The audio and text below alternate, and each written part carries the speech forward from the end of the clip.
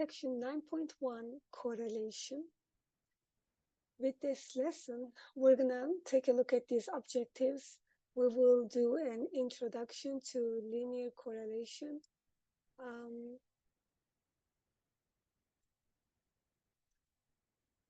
Independent and dependent variables, and we are gonna look at types of correlation, how to find the correlation coefficient, how to test the population correlation coefficient, P using a table, and we're going to learn how to perform a hypothesis test for a population correlation coefficient.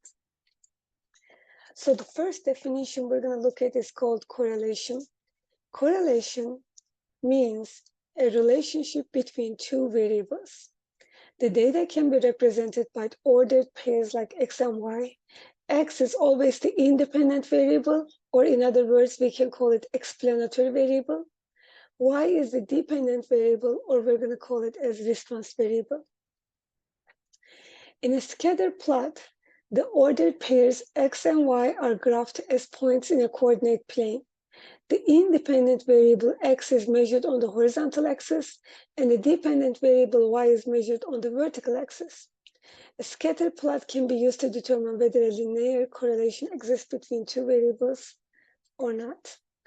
So there are four types of correlation we need to know. A positive correlation means as X increases, Y also increases. So this one represents a positive correlation. This graph belongs to a negative correlation. When the X is increasing, the Y values are decreasing. When the data is all over the place, this is going to show us a no correlation graph.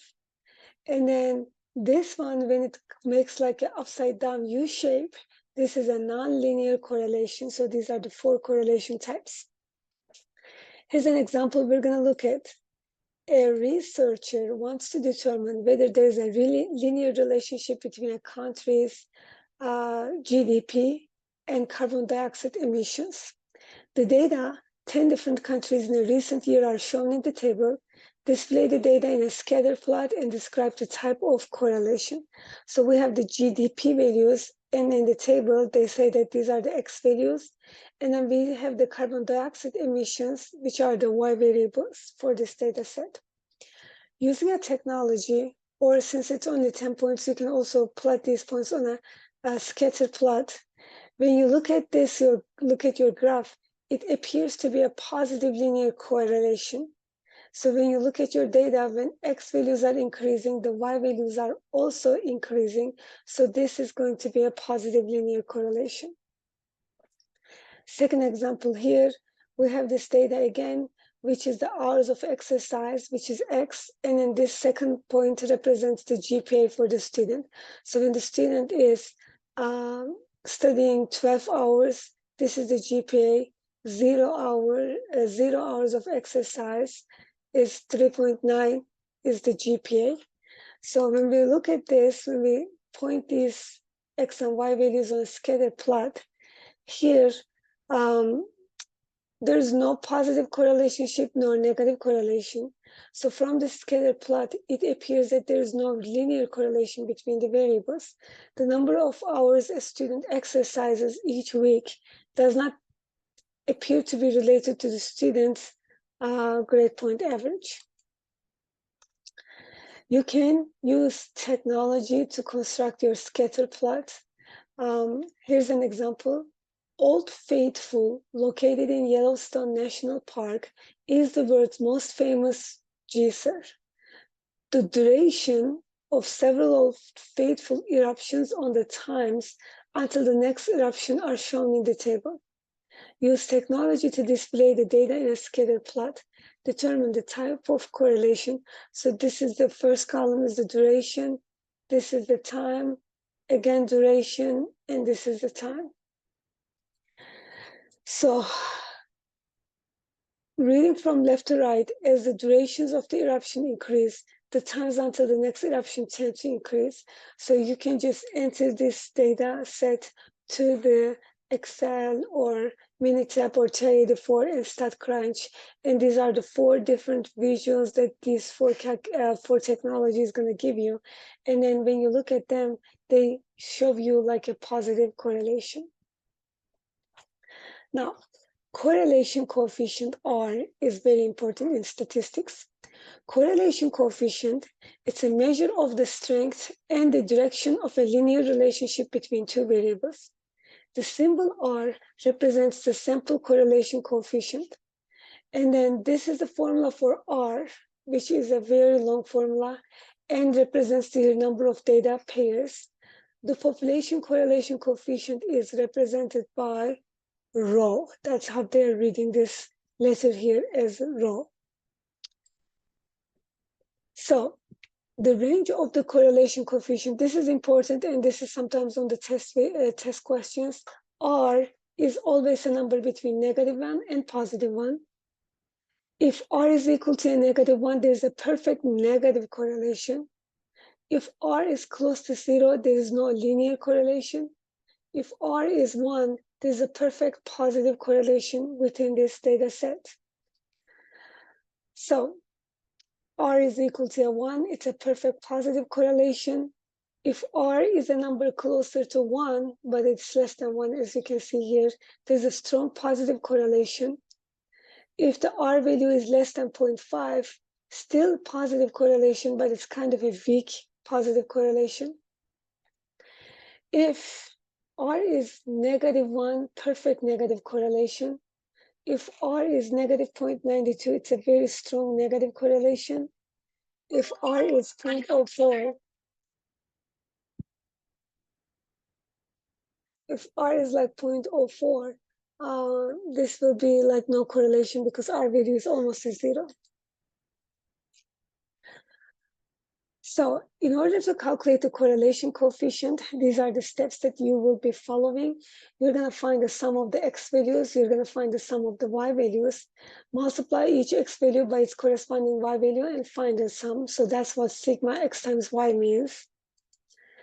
Square each x value and find the sum. Square each y value and find the sum. And use these 5 sums to calculate the correlation coefficient. So this is such a long and ugly formula, which you will never have to do, but you're gonna calculate the R using a technology most of the times. So here's an example here. When we have the GDP, and carbon dioxide emissions for these GDP values, if somebody asks you to calculate the correlation, it's a lot of steps.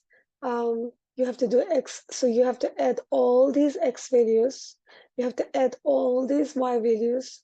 You have to multiply X and Y on each row and then add these numbers. You will have to square your X values and add them up. You will have to square your Y values, add them up. Now these 5 things, they will come to a formula which looks like this, and then you're gonna calculate your R value. And then because R is close to a 1, it suggests a strong positive linear correlation. As the gross domestic product increases, the carbon dioxide emissions tend to increase. That's what it means. But again, you will never have to do that big, complicated calculating R. You can just use a calculator. For the same question that we looked at earlier for the Old Faithful data, again, what can you conclude? For this one, they used the technology to draw the scatter plots, and then from the scatter plots, they can also look at the R value using the technology. This value of R suggests a positive strong correlation. So if the R value is like 0.979, which is called correlation coefficient, and Excel is using this formula correlation, A1 to A25, B1 to B25, and it's giving you the correlation coefficient. This is what the calculator is giving you as the correlation coefficient. Using a table to test population correlation coefficient rho.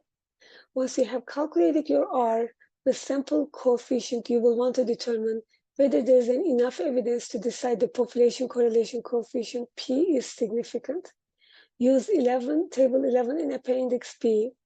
If the absolute value of R is greater than the critical value, there is enough evidence to decide that the correlation coefficient rho is significant. So determine whether rho is significant for 5 pairs of data n equals 5 at a level of significance of alpha is equal to 0.01. So number n pairs of data in a sample, so n is equal to 4, n is equal to 5, n is equal to 6, and these are the confidence interval alpha 0.05, and this is another column for confidence interval alpha equals 0.01.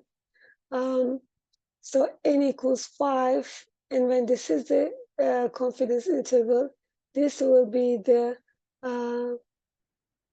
number. If R is greater than this number, the correlation is significant.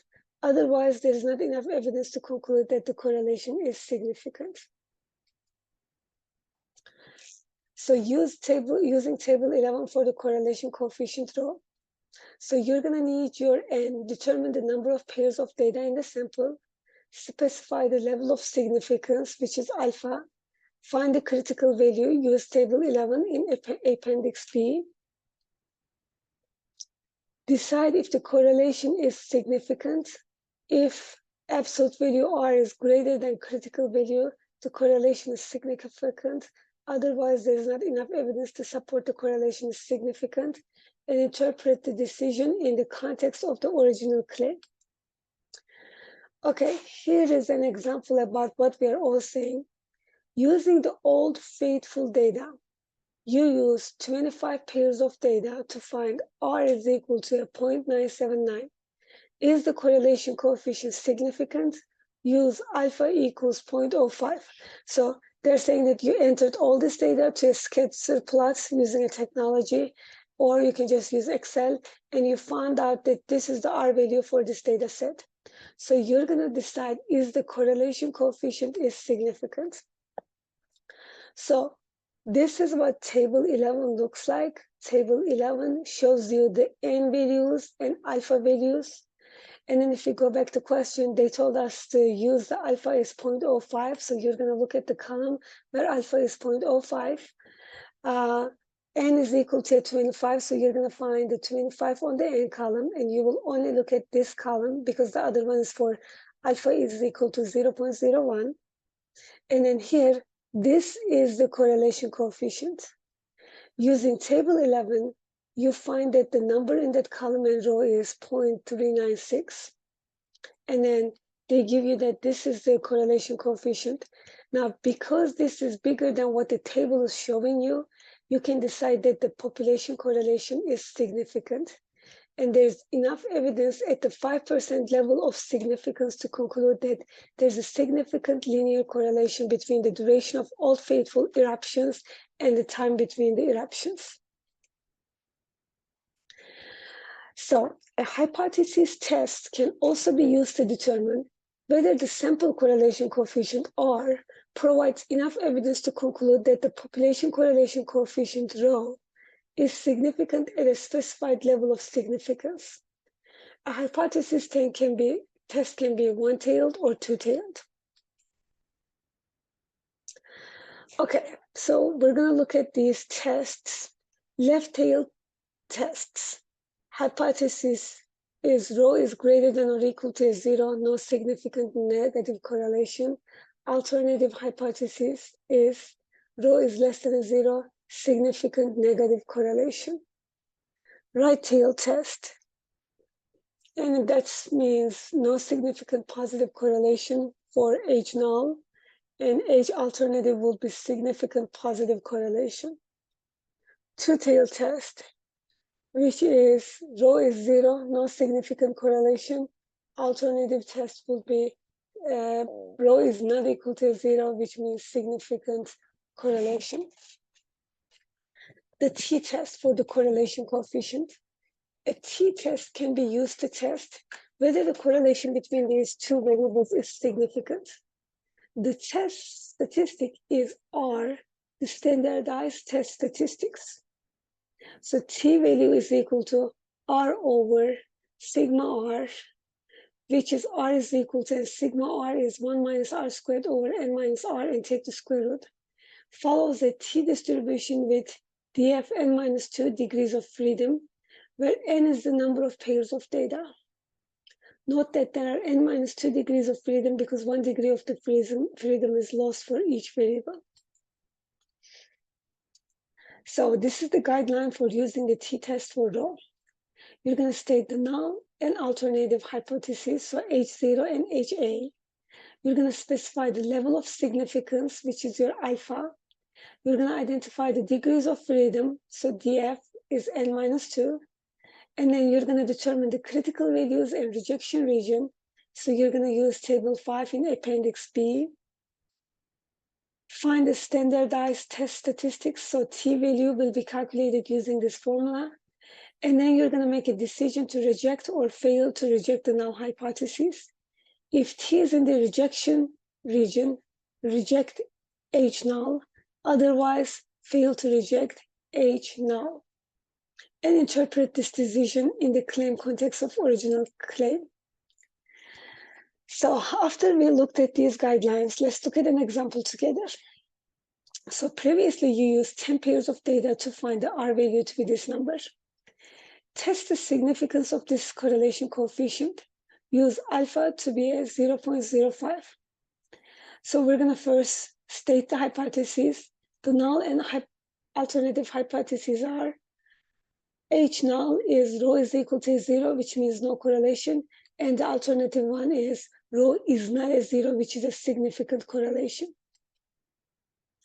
Because there are 10 pairs of data in the sample, there are n-2 degrees of freedom. So in this case, it's 10-2, 8 degrees of freedom.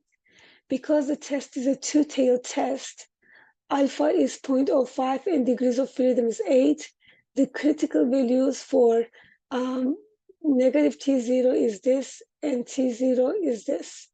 The rejection regions are T is less than this and T is greater than this. We're going to use the t-test. So first we need to calculate the t value, which is r divided by 1 minus r squared over n-2. Plug them into the formula, and then you have your t number. You can check the result using technology. Note that the result differs slightly due to rounding. So this is the t value for this data set. Now, this figure here shows that because alpha was given as 0.05, and then here the half of alpha is here, and another half of alpha is here. You find your t value here in this problem to be 5.087, which is right here.